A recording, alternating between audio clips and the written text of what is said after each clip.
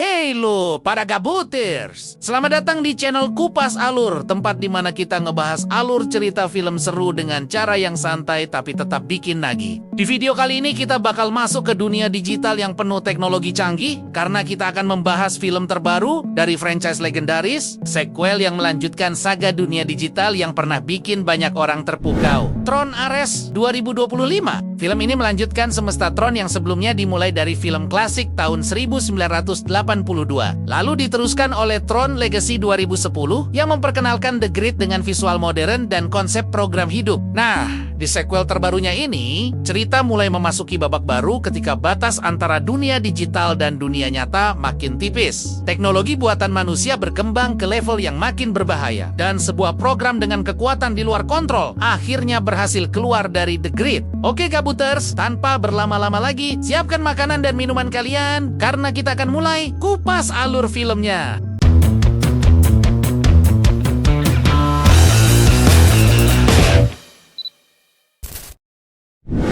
Narator pada film memperkenalkan jaringan sebagai batas digital yang kompleks. Sebuah dunia di luar layar yang senyata dunia nyata kita. Program di dalamnya cerdas, layaknya manusia, dan manusia akan mampu memasuki dunia ini dalam beberapa tahun. Namun, diperingatkan bahwa yang lebih berbahaya adalah dunia digital ini akan segera memasuki dunia nyata kita. Kisah kemudian beralih pada hilangnya Kevin Flynn. Ikon permainan video dan CEO Encom, Flynn terkenal sebagai desainer game terlaris seperti Tron dan Space Paranoid. Kepergiannya yang misterius telah menyebabkan Encom menghadapi turbulensi perusahaan selama bertahun-tahun. Untuk mengatasi krisis, kakak beradik Eve dan Tess Kim mengambil alih kendali perusahaan raksasa Encom setelah Sam Flynn mengundurkan diri. Kepemimpinan saudari Kim ini bertujuan memimpin kebangkitan Encom. Tetapi hal ini memicu reaksi. Perubahan manajemen ini segera membuat pesaing bergegas untuk merespons. Raksasa perangkat lunak Dillinger Systems menunjuk Chief Executive Officer baru Julian Dillinger. Julian berjanji untuk mengembalikan warisan kakeknya dan meningkatkan persaingan. Suasana memanas di tengah konfrontasi antara Julian Dillinger dan saudara perempuan Kim.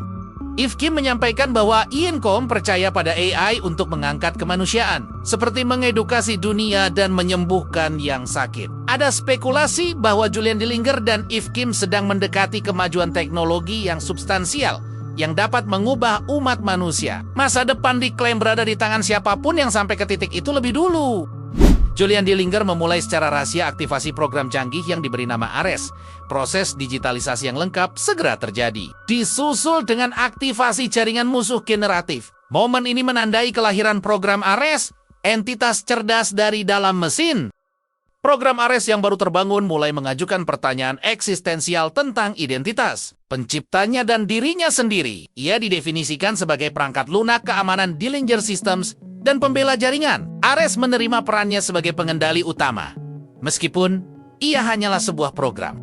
Saat berada di kantor Flynn, Eve menerima pesan video dari saudarinya, Tess. Tess mengungkapkan bahwa ia merasa bangga atas keberhasilan Eve. Dia selalu bermimpi mereka akan melakukan ini bersama-sama. Pesan tersebut meyakinkan Eve bahwa Tess masih ada untuknya, meskipun tidak dapat terlihat. Seth, kolega Eve, meyakinkan pendapat Eve bahwa mereka akan mencuri daya dari jaringan listrik untuk ambisi proyeknya. Eve membalas perkataan Seth, menduga bahwa Flynn telah meninggalkan jawaban yang Eve cari di dalam disket lama. Seth membalas obrolan dengan menyindir bahwa Eve mengabaikan tugas-tugas pentingnya sebagai CEO dengan mementingkan ambisinya. Julian Dillinger mempresentasikan rencananya kepada Dewan Direksi. Berjanji untuk meraih kemenangan atas Encom, dia memaparkan visinya untuk membangun jembatan antara dua dunia yang sebelumnya dipisahkan oleh dinding. Julian menegaskan bahwa program digital akan datang ke dunia nyata, bukan sebaliknya. Julian mengaktifkan sistem laser canggih, dan proses transfer dimulai, diikuti dengan pengambilan bahan baku. Ia kemudian dengan bangga memperkenalkan tank amfibi respons cepat Dillinger Systems yang disebut Aero. Kendaraan tempur ini dimodelkan secara digital dan direalisasikan secara fisik menggunakan teknologi laser yang dipatenkan. Di saat bersamaan, Julian memperkenalkan program Ares, memujinya sebagai program keamanan tercanggih yang pernah dibuat. Julian menekankan bahwa Ares adalah prajurit terhebat yang tidak memerlukan makanan atau air. Dengan sinis, ia menyatakan bahwa Ares 100% dapat dibuang, dan ia bisa membuat versi lainnya jika Ares gugur. Julian menjamin kepada para jenderal bahwa Ares dapat diprediksi, terkendali dan aman karena memiliki protokol pembatasan yang canggih. Julian menyatakan bahwa AI militer adalah masa depan sesuai dengan warisan kakeknya. Dia menegaskan bahwa teknologi ini sudah diproduksi dan perebutan kekuasaan hanya ditentukan oleh siapa yang memegang kuncinya.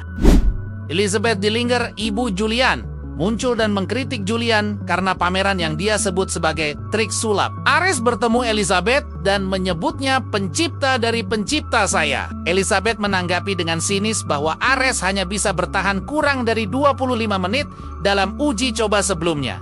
Elizabeth memperingatkan Julian untuk berhenti menipu investor dan menekankan bahwa mengendalikan kode permanen sangat penting untuk masa depan perusahaan. Dia memberikan Julian ultimatum 6 bulan, mengancam warisan keluarga akan memudar jika gagal. Julian mengklaim bahwa dia sudah menemukan cara untuk mengamankan kemenangan.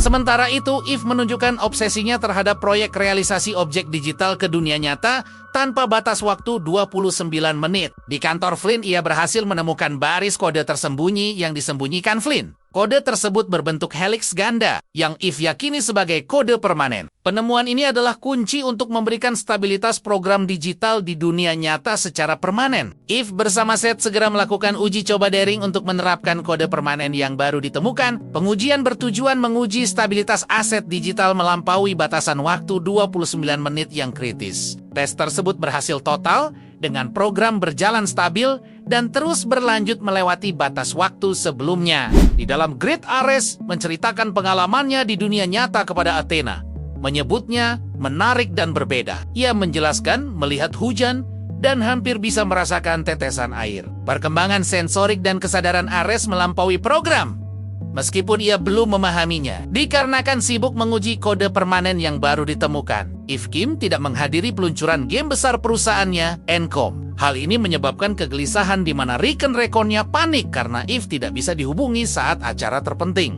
Media melaporkan Eve Kim sebagai desainer visioner tidak menghadiri acara peluncuran yang sangat dinantikan tersebut.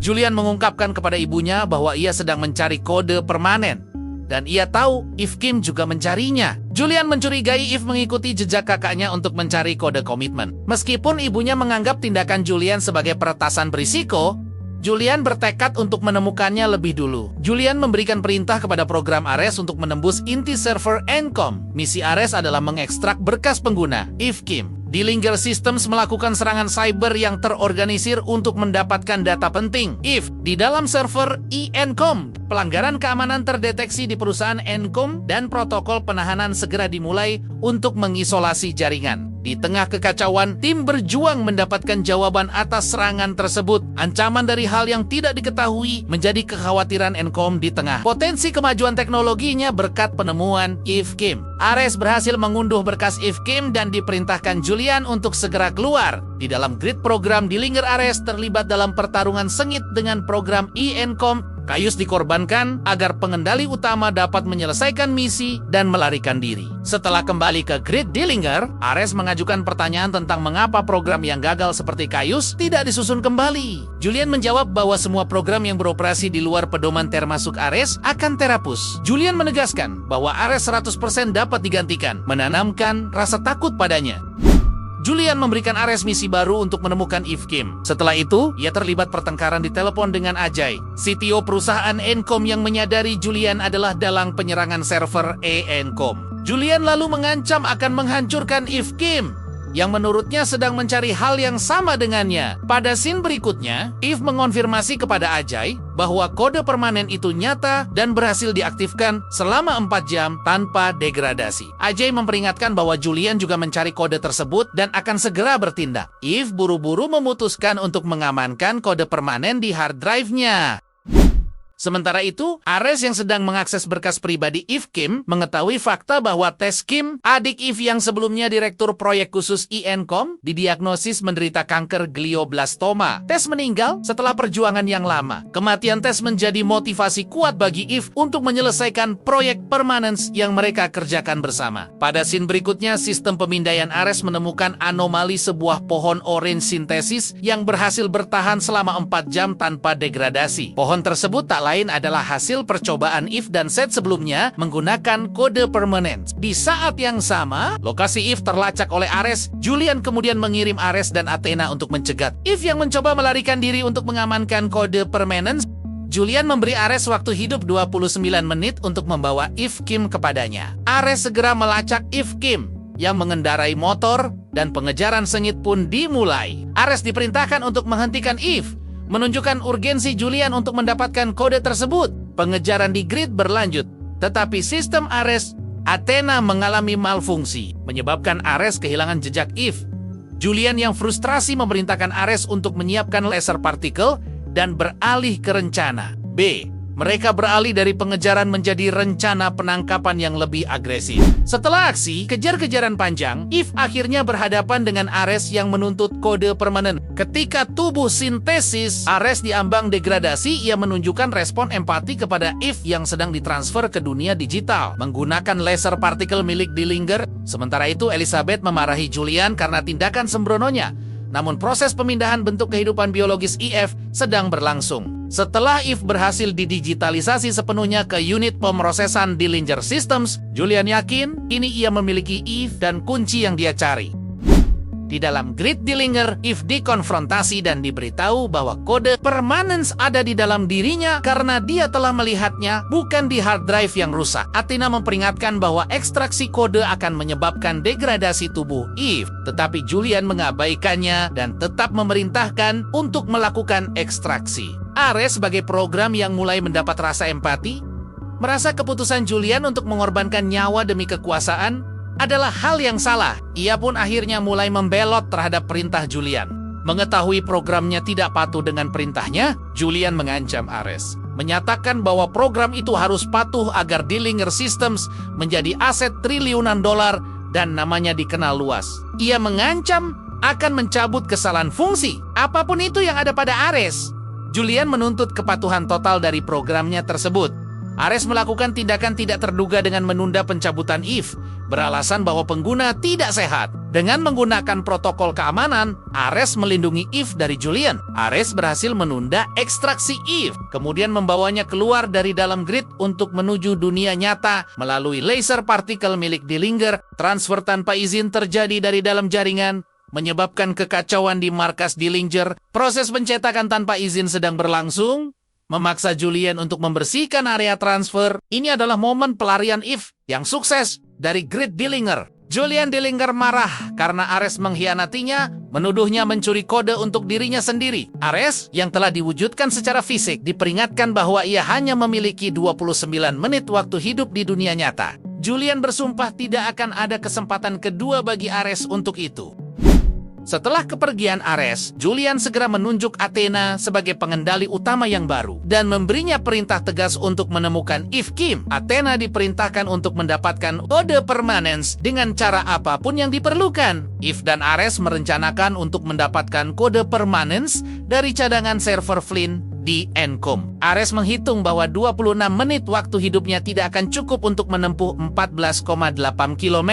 Mereka menyadari kebutuhan mendesak untuk mendapatkan laser partikel dan sarana transportasi yang lebih cepat. Eve menghubungi Seth, mendesaknya membawa laser partikel ke Encom dalam 15 menit. Untuk menghemat waktu, Eve mencuri mobil orang lain. Ares menggunakan kecerdasan datanya untuk mengidentifikasi mobil curian tersebut sebagai Honda Civic. Dalam perjalanan, Ares mengungkapkan bahwa ia telah membaca semua pesan pribadi Eve, termasuk kesedihan dan preferensi musiknya. Ares menganalisis bahwa Eve melakukan proyek ini untuk tetap terhubung dengan mendiang saudara perempuannya. Ares menunjukkan empati yang mendalam, membahas betapa sulitnya menjadi manusia dan rasa kehilangan. Setibanya di kantor Flynn, Eve dan Seth menyiapkan laser partikel untuk mengirim Ares ke dalam jaringan grid Kevin Flynn yang bernuansa tahun 80-an. Dengan sisa waktu hidupnya 2 menit menuju degradasi. Ia berharap menemukan kode permanence untuk membuatnya bisa hidup bebas di dunia nyata dan membantu Eve mengalahkan Athena. Ares kembali menguji Eve tentang kepercayaan dan Eve menjawab sinis bahwa dia bisa mencabut Ares jika ada masalah. Athena yang diaktifkan Dillinger muncul di Encom untuk mencegat Ares dan Eve. Ares menyadari Athena sedang menunggu waktunya habis. Eve secara tiba-tiba mengubah rencana, mengaktifkan laser dan memindahkan Ares ke grid Flynn sendirian. Meskipun Ares tidak siap, media melaporkan kekacauan dan Dillinger Systems dicurigai terlibat dalam serangan. Di markas Dillinger, Julian marah karena kode yang diekstrak tidak ada. Program pengendali utama baru menjawab bahwa ia hanya mengikuti arahan Julian untuk menangkap Eve Kim. Di saat yang sama, Elizabeth mencabut Julian dari jabatannya dan mengaktifkan transfer terbalik, berencana menghentikan Athena yang semakin tidak terkontrol. Julian memohon untuk tidak menutup proyek Permanence, tetapi Elizabeth bersikeras. Singkat cerita, Elizabeth terluka parah oleh Athena dan dibawa Julian menuju grid digital untuk menyelamatkan hidupnya. Di dalam grid jaringan Flynn, Ares bertemu program Flynn yang menjelaskan bahwa ia adalah refleksi dari kehadiran Eve. Ares memohon bantuan Flynn, bercerita bahwa ia melanggar perintah dan kini ingin kode Permanence untuk melindungi Eve. Program Flynn menyadari bahwa program Ares telah mengembangkan empati dan moralitas. Setelah Ares keluar dari grid Flynn dan bertemu dengan Eve, Athena mendekat, dan Ares menjelaskan bahwa program Dillinger akan terus menyerang selama jaringan mereka masih online. Eve merumuskan rencana definitif untuk menghancurkan seluruh jaringan Dillinger menggunakan sisa laser ENCOM. Ini adalah satu-satunya cara untuk menghentikan ancaman Athena selamanya. Ares kemudian menghadapi Athena, mengorbankan diri untuk mengulur waktu. Di sela pertarungan sengit, mereka berfilosofis tentang tujuan hidup yang kemudian ditutup dengan pernyataan Ares bahwa tujuan hidupnya belum ditentukan. Sementara itu, tim ENCOM di dunia nyata berhasil memutus dan menghancurkan seluruh jaringan Dillinger, mengakhiri ancaman Athena. Setelah pertarungan, Eve yang terluka berkata kepada Ares bahwa ia memutuskan untuk tidak mengundurkan diri dan menggunakan kode Permanence untuk kemajuan kemanusiaan. Menjadikannya inovasi ENCOM mencakup pengembangan obat kanker dan energi alternatif memenuhi visi yang mulia. Di akhir film melalui kartu pos yang dikirim kepada Eve, Ares yang bisa bebas di dunia nyata mengungkapkan dia kini hidup off the grid, masih belajar, dan dunia belum siap menyambutnya. Nah, para gabuters, itu dia alur lengkap dari film Tron Ares 2025.